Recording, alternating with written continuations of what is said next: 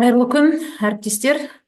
Бүгінгі менің авторлық бағдарламамның тәжірибемен бөлісу семинарына қош келдіңіздер. Күндеріңіз сәтті өтсін. Мен номері 79 гимназия, Алмалы ауданы, қазақ тілі мен әдебиеті пәнінің мұғалімі Қалиева Инкар Мұхтаровна. Бүгінгі авторлық бағдарламамның тақырыбы қазақ тілін оқытуда Блум таксономиясын пайдалану. Мен өзім 8-ші сыныпқа сабақ бергендіктен бағдарламаны 8-ші сыныпқа негіздеп, 8-ші сыныпқа бағыттап дайындадым.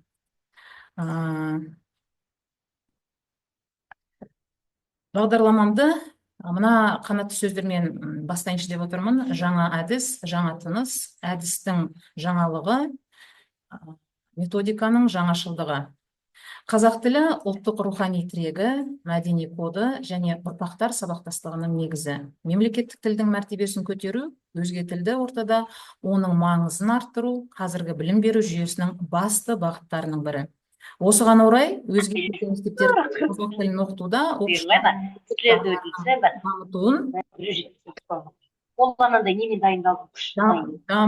құрметті әріптестер, кішкене дауысын басып қойсаңыздар, өшіріп қойсаңыздар, кедергі болмасын. Дамытып қана қоймай, оларды логикалық, сыни және аналитикалық тұрғыдан ойлауға үйрететін өзекті мәселеге айналуда. Блум таксономиясы білім алушылардың ойлау дағдыларын кезең-кезеңмен дамытуға бағытталған тиімді әдістемелік жүйе. Ұсынылып отырған авторлық бағдарламамда Блум таксономиясының деңгейлері қазақ тілі пәніне бейімделіп отырып, әр сабақтың құрылымына енгізілген. Бұл тәсіл оқушылардың функционалдық сауаттылығын арттырып, танымдық белсенділігін жетілдіруге бағытталған.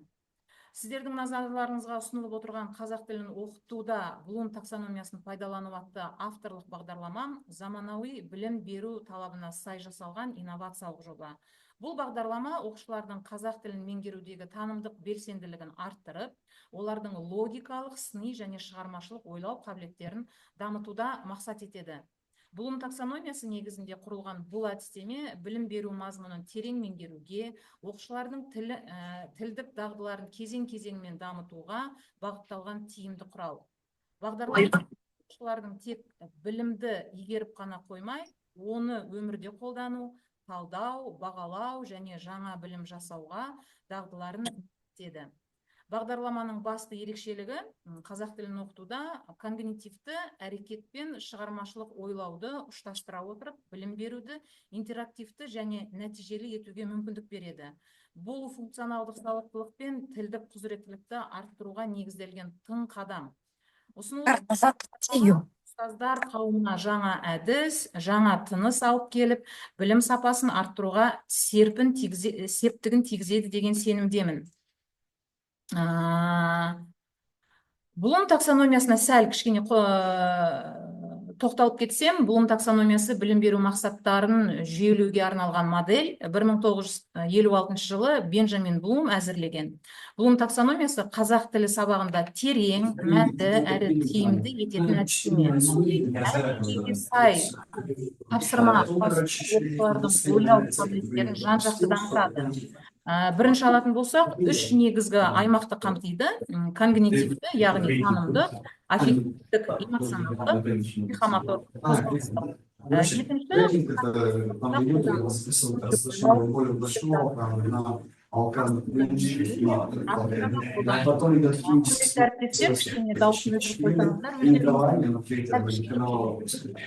Ары қарай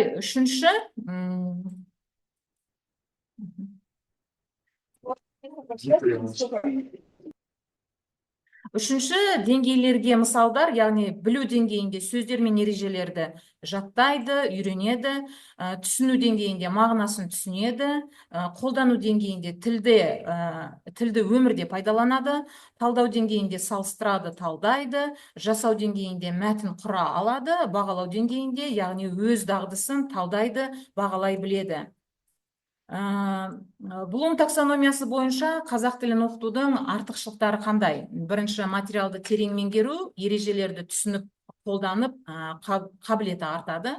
Критикалық ойлау қабілетін дамыту, талдау және жинақтау арқылы түсіну тереңдейді. Практикалық қолдануда тілді шынайы өмірде қолдану мүмкіндігі артады. Білу деңгейі әліпбиді, сандарды, амандасу сөздерді, тағы басқа жай ғана сөздерді жаттайды. Түсіну деңгейінде сөйлемдерді түсінеді, диалогтың мағынасын ұғынады. Қолдану деңгейінде сөйлем құрайды, сұрақ құрайды, диалог құрай алады. Талдау деңгейінде сөйлем құрылымын талдайды, тілдерді салыстыра біледі басқа тілдермен бірге. Жасау деңгейінде әңгіме жазу, блог жүргізу, баяндама жасау, яғни өз блогтарын, баяндамаларын жасай алады деген сөз, еркін. Бағалау деңгейінде мәтінді бағалайды, қателерді түзетіп отырады. Блум таксономиясы негізінде ауа райы тақырыбын қалай меңгертуге болады? Білу деңгейінде танысады, мысалы күн ашық, жаңбыр жауып тұр, суық, жылы, тұманды деген сөздерді біледі. Түсіну деңгейінде жаңа сөздердің мағынасын өз сөздерімен айта алады. Мысалы, жаңбыр жауып тұр деген сөзді далада жаңбыр жауып жатыр деген өзінің ауызекі сөзімен айтып бере алады. Қолдану деңгейінде қарапайым сөйлемдер құрастырады, яғни бүгін ауа райы суық, кеше күн ашық болды деген сияқты. Талдау деңгейінде әртүрлі мезгілдерді, ауа райын салыстыра біледі, сипаттамада жиі қолданылатын сөздерді талдай алады. Жасау деңгейінде қысқаша мәтін, диалог құрастыра алады, яғни бүгін күн қандай, бүгін күн ашық, бірақ салқын деген сияқты. Соңғы бағалау деңгейінде қазақша ауа райы болжамдарын оқып, нақтылығын және мәтіннің түсінгендігі туралы бағалай алады. Яғни ең соңғы нәтиже, Блум таксономиясы тілді механикалық түрде ғана емес, саналы түрде үйренуге мүмкіндік береді. Бағдарламаның құрылымы әрине бірінші әріптестер ол түсінік хат, тұрақтылау мазмұны, үшінші нормативтік бөлім, ақпараттық әдістемелік бөлімнен тұрады, әдістемелік нұсқаулықтар және соңғы пайдаланған әдебиеттерден тұрады.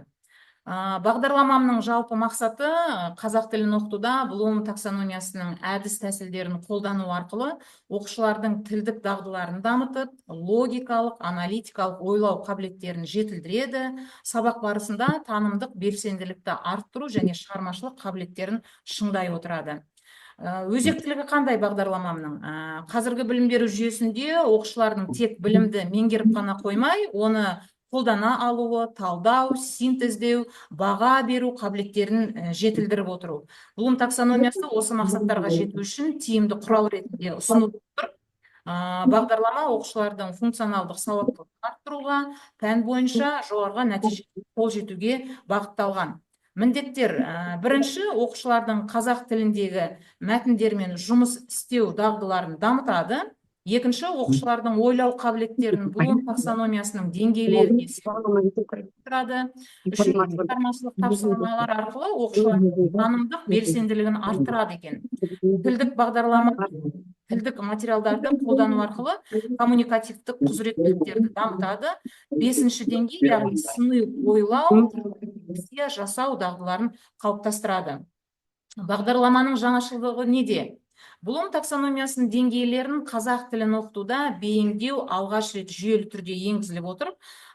Сабақтарда қолданылатын интерактивті әдістер, цифрлық технологиялар, жеке оқушылардың шығармашылық қабілеттерін дамытуға арналған ойын технологиялары жаңашылдық элементтер ретінде ұсынылады.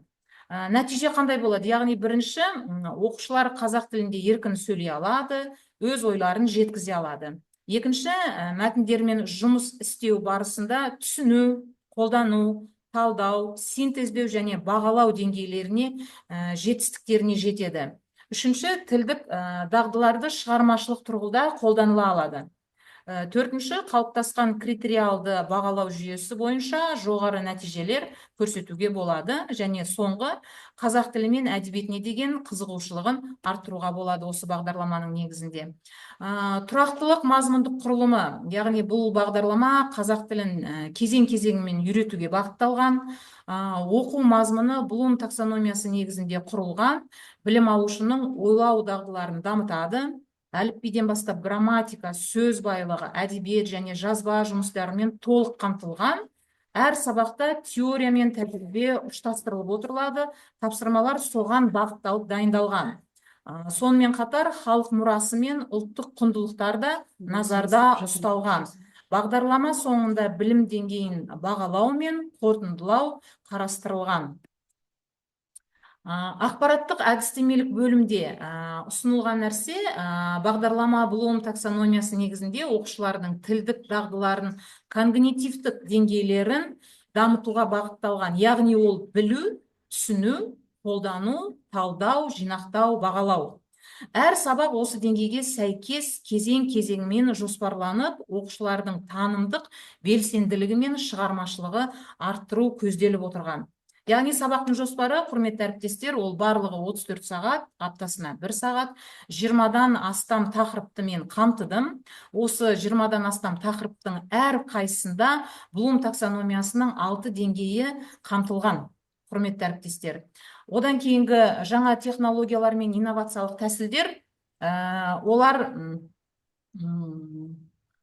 акт құралдарын, блог, бейнематериалдарды қолдану, цифрлық ресурстарды, презентация, интерактивті тақта, интернет материалдарын қолдану, заманауи бағалау, критериалды бағалау, рефлексия, балалар өз-өздерін бағалайды, баға бере біледі деген сөз. Егер бала баға бере білсе, өзін бағалай білсе, ол ақпаратты, материалды толық түсінген деп түсінуге болады.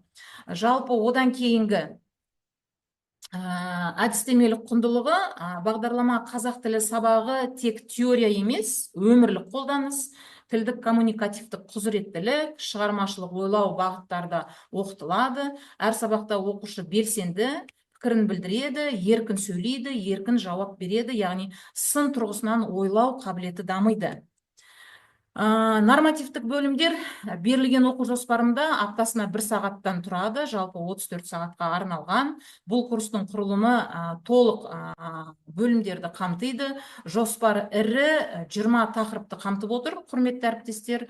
Әр бөлім нақты оқыту мақсатына бағытталып, теориялық және практикалық сабақтар арқылы жүзеге асырылады. Мазмұны құрылымдық. Курс мазмұны тілдік дағдыларды дамытуға бағытталған және келесі негізгі бағыттарды қамтиды. Бірінші грамматикалық, яғни білесіздер, біз грамматиканы ешқашан ұмытпаймыз, ешқашан тастамаймыз. Сондықтан грамматика ол тілді үйренудің негізі деп табамыз. Сондықтан бұл жерде сөз таптары, етістіктер, сын есімдер, сөйлем құрылымы сияқты бөлімдер арқылы оқушылардың тілдік құрылымдарын меңгеру қамтамасыз етілген. Шығармашылық жұмыстар, эссе, әңгіме, шығарма жазу арқылы жазба тілін дамыту көзделген. Мәдени танымдық мазмұнында мақал-мәтелдер, ертегілер, ұлттық мерекелер, қазіргі әдеби шығармашылық арқылы оқушылардың таным көкжиегін кеңейту қарастырылған. Тілдік қарым-қатынас, ресми стиль сөйлеу әдебі, тіл мәдениеті сияқты тақырыптар арқылы коммуникативтік құзыреттілік дамытылып отырады. Бағалау жүйесі, яғни бағалау критериалды Блум таксономиясы негізінде жасалған. Ал енді қорыта келсек, құрметті әріптестер, бағдарлама қазақ тілін оқытудың тиімді әдістерін ұсыну арқылы оқушылардың тілдік және коммуникативтік дағдыларын қалыптастыруға бағытталған. Блум таксономиясы арқылы тілдік білімнің барлық деңгейлерін қамту бағдарламаның маңызды артықшылығы болып табылады. Оқушылардың шығармашылық және сыни ойлау қабілеттерін дамыту бұл бағдарламаның негізгі жетістіктерінің бірі деп есептеймін, бірі деп табылады.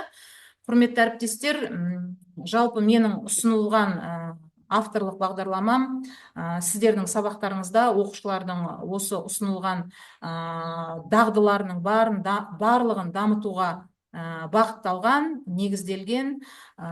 Өздеріңіздің сабақтарыңызда осы бағдарламаны қолдануларыңызға болады. Жалпы бұл бағдарлама, мен енді өзім 8-ші сыныпта сабақ бергеннен кейін 8-ші сыныпқа өзім бағыттап реттедім. Жалпы бұл Блум таксономиясы ретінде, Блум таксономиясы әдісін біз орта буында 5-ші, 6-ші, 7-ші сыныптарда өте ұтымды пайдалануға болады. Бағдарламаға айтылатын пікірлеріңіз, ойларыңыз болса, қабылдаймын. Назарларыңызға рахмет, құрметті әріптестер.